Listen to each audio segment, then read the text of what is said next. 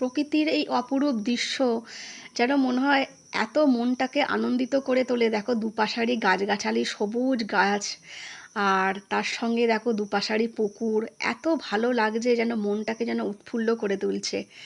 আর তার সঙ্গে আমার হাজব্যান্ড বলছে দেখো যেন রাস্তাটা যেন সেই দার্জিলিংয়ের রাস্তার মতো, এত সুন্দর এঁকে বেঁকে, এত সুন্দর রাস্তাটা যে কি বলবো, খুব ভালো লাগছিল রাস্তাটা।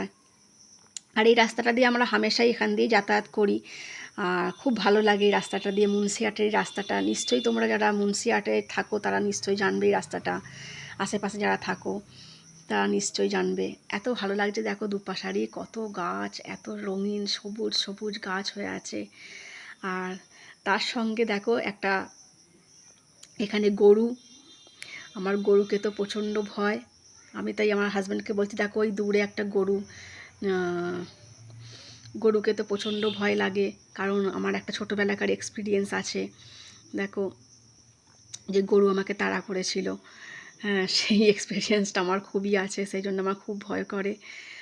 আর একটু বেরিয়েছিলাম হাজব্যান্ডের সঙ্গে। চলো, ভিডিওটা ভালো লাগলে একটু লাইক কমেন্ট করে দিও।